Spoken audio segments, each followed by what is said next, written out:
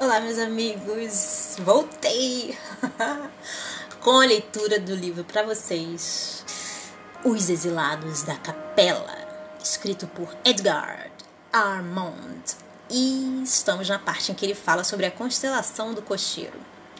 Vamos na nossa viagem até essa constelação agora, hein? Então, ele começa assim, abre aspas, nos mapas zodiacais que os astrônomos terrestres compulsam em seus estudos, observa-se desenhada uma grande estrela na constelação do Cocheiro, que recebeu na Terra o nome de Cabra ou Capela, fecha aspas. E aí abre aspas novamente. O magnífico Sol entre os astros, que nos são mais vizinhos.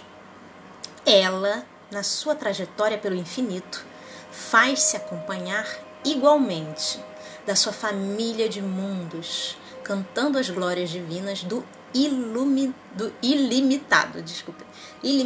Aí fecha aspas. E isso está no livro A Caminho da Luz, escrito pelo Espírito de Emmanuel, capítulo 3. E aí ele começa assim. A constelação do Cocheiro é formada por um grupo de estrelas de várias grandezas, entre as quais se inclui a Capela, de primeira grandeza, que por isso mesmo é a alfa da constelação. Capela é uma estrela inúmeras vezes maior que o nosso Sol e, se este fosse colocado em seu lugar, mal seria percebido por nós à vista desarmada. Dista da Terra cerca de 45 anos-luz de distância, esta, em quilômetros, se representa pelo número de 4.257, seguido de 11 zeros. Na abóbada celeste, Capela está situada no hemisfério boreal, limitada pelas constelações da Girafa, Perseu e Lince. E quanto ao zodíaco, sua posição é entre Gêmeos e Tauro. Conhecida desde a mais remota antiguidade, Capela é uma estrela gasosa, segundo afirma o célebre astrônomo e físico inglês Arthur Stanley Eddington, que viveu de 1882 a 1944, e de matéria tão fluídica que sua densidade pode ser confundida com a do ar que respiramos. Sua cor é amarela, o que demonstra ser um sol em plena juventude e, como um sol, deve ser habitada por uma humanidade bastante evoluída. E aí ele pede para a gente ver o Livro dos Espíritos de Allan Kardec, pergunta 188. Bom, as revelações espíritas.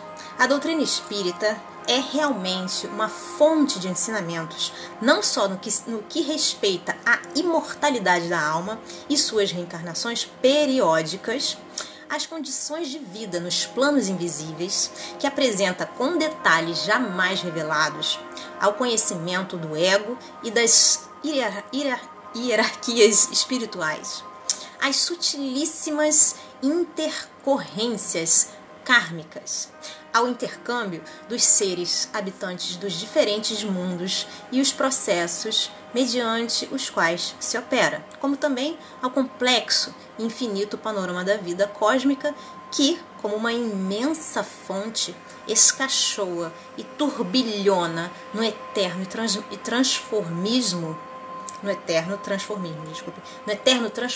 que caracteriza e obriga a evolução de seres e de coisas.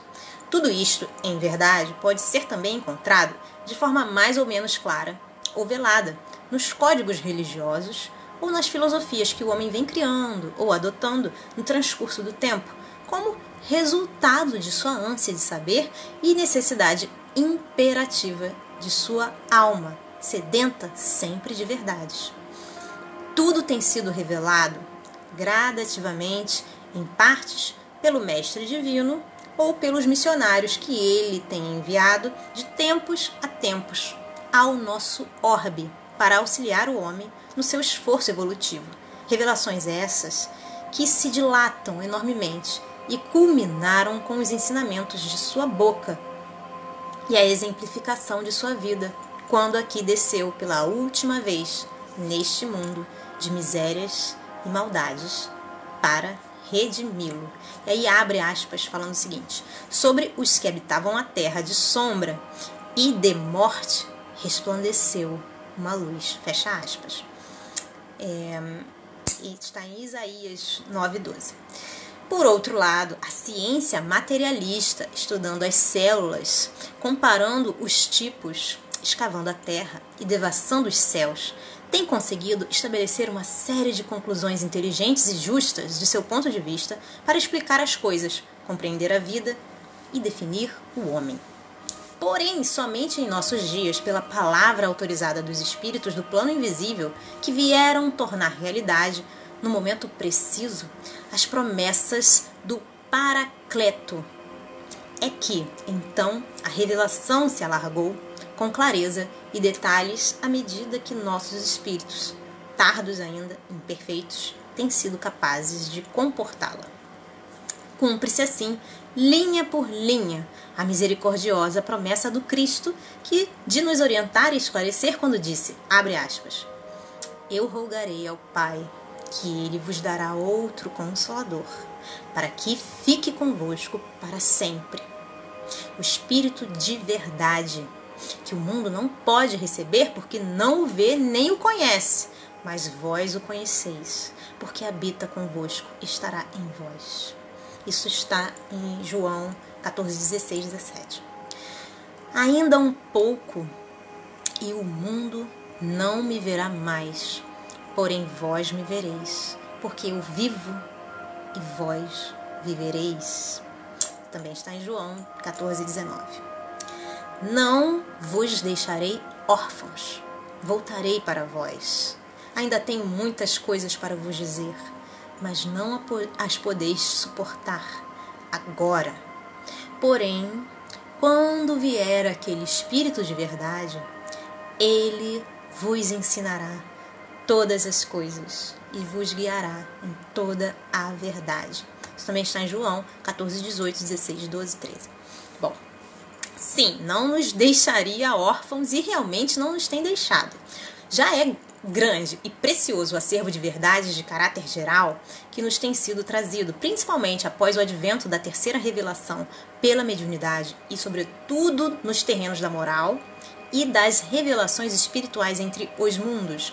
Porém, é necessário também que se diga que nesse outro setor mais transcendente dos conhecimentos cósmicos, um imenso horizonte ainda está escondido por detrás da cortina do ainda é cedo. E somente com o tempo e com a ascensão na escada evolutiva poderá o homem desvendar os apaixonantes e misteriosos arcanos da criação divina. Emmanuel, um desses espíritos de verdade, vem se esforçando de algum tempo a esta parte em auxiliar a humanidade nesse sentido, levantando discretamente e com auxílio de outros benfeitores autorizados, novos campos da penetração espiritual, para que o homem deste fim de ciclo realize um esforço maior de ascensão e se prepare melhor para os novos embates do futuro no mundo renovado do terceiro milênio que tão rapidamente se aproxima. Assim, sabemos agora que esta humanidade atual foi constituída, em seus primórdios, por duas categorias de homens, a saber, uma retardada que veio evoluindo lentamente através das formas rudimentares da vida terrena, pela seleção natural das espécies, ascendendo trabalhosamente da inconsciência para o instinto e deste para a razão. Homens, vamos dizer, autóctones, componentes das raças primitivas, das quais os primatas foram o tipo anterior mais bem definido. E outra categoria, composta de seres mais evoluídos e dominantes, que constituíram as levas exiladas da capela. O belo orbe da constelação do Cocheiro, a que já nos referimos, além dos inumeráveis sistemas planetários que formam a portentosa, inconcebível e infinita criação universal. Esses milhões de advenas, para aqui transferidos, em época impossível de ser agora determinada, eram detentores de conhecimentos mais amplos e de entendimentos mais dilatados em relação aos habitantes da Terra, e foram o elemento novo que arrastou a humanidade animalizada daqueles tempos para novos campos de atividade construtiva, para a prática da vida social. Sobretudo, deu-lhe as primeiras noções de espiritualidade e do conhecimento de uma divindade criadora. Mestres, condutores, líderes, que então se tornaram das tribos humanas primitivas, foram eles, os exilados, que definiram os novos rumos que a civilização tomou, conquanto sem completo êxito. Há também notícias que, em outras épocas, desceram à Terra instrutores vindos de Vênus. E aí tem um adendo no livro, né? Bom, eu espero que vocês estejam gostando dessa leitura tanto quanto eu. Deixo vocês aqui por enquanto. Um grande beijo a todos. Até a próxima. Tchau, tchau.